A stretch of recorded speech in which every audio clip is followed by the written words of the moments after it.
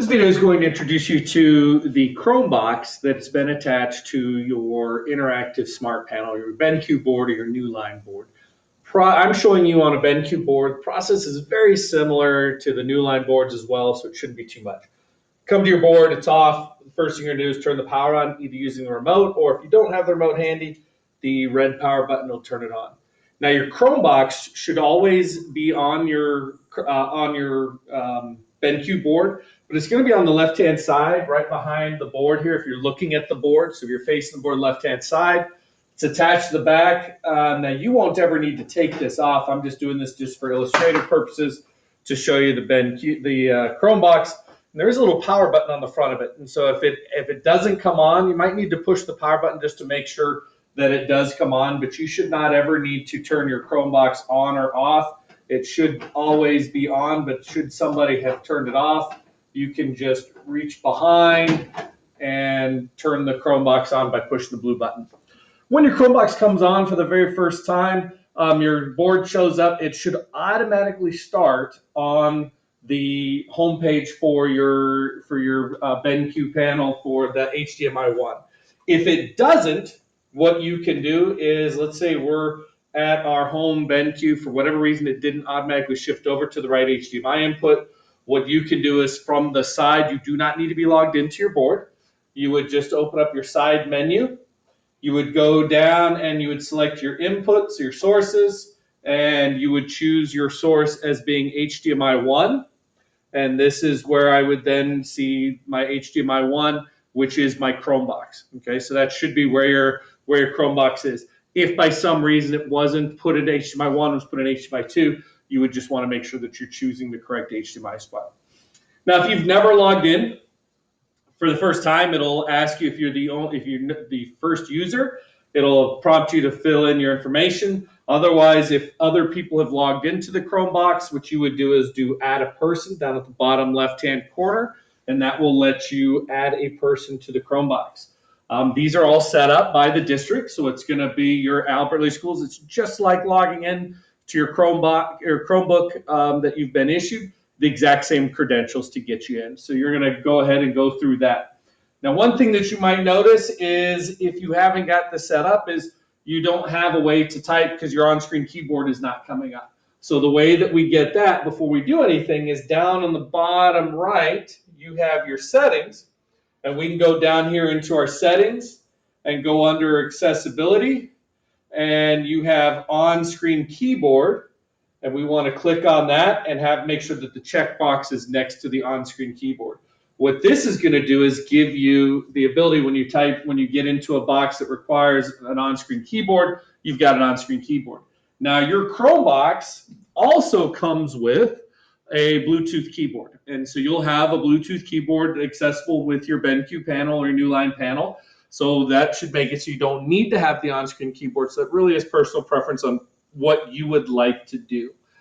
So your Bluetooth keyboard, or not your Bluetooth, your Bluetooth keyboard is connected to your Chromebox.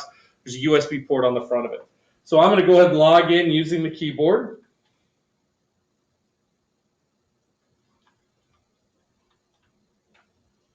And once you get logged in, you are going to see everything that you've got for your Chromebox. And now your Chromebox is a PC that's run with an Intel Celeron processor, and it's attached to, but it really integrates and makes it so that you can pretty much do anything that you were doing with your Chromebook right up on your BenQ board or your Newline board. And so then once this gets set up, so the very first time that you log in, it's going to set up the management and create your profile into the Chromebook.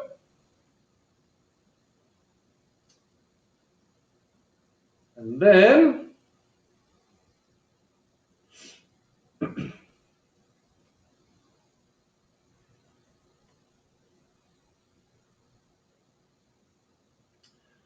once it brings you in, defaults to our district homepage.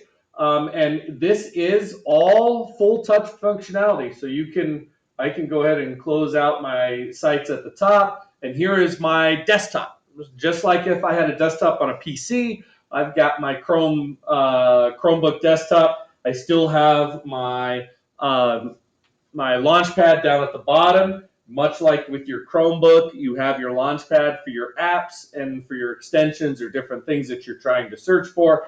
But I can go ahead and I can open up my Chrome browser. And from here, I'm already logged in. And if you are using Sync, which I highly recommend, if you're using Google Sync, sync across devices and profiles, all of your bookmarks, everything that you have will come right across with you. And really, it's just an extension of your Chromebook. So everything that you're doing on your Chromebook, you could certainly do. You could bring up your emails. You could bring up your Drive. You could bring up your Google Docs, your Google Files. You could get everything in that you're trying to get in. I can bring in my slides. One of the really neat things when you bring in your Google Slides, if I go in and I go to present a slide deck, here's what I did with the new teacher orientation. So if I go in and I come up here to start presenting this slide deck, what we can do is to advance or move forward in the slide deck, all you need to do is tap on the screen.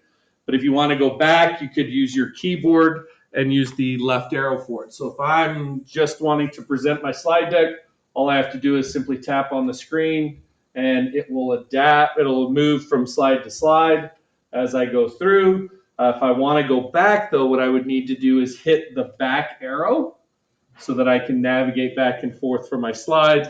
I can use my keyboard to navigate and get everything in here. So you should have Bluetooth keyboard, Chromebox attached, and you have the full functionality of your Chromebox. If you have any questions or need any help or having some difficulties with it, please don't hesitate. If you have problems, problem log on the tech support page. But if you're looking for some additional training or resources, feel free to reach out through email.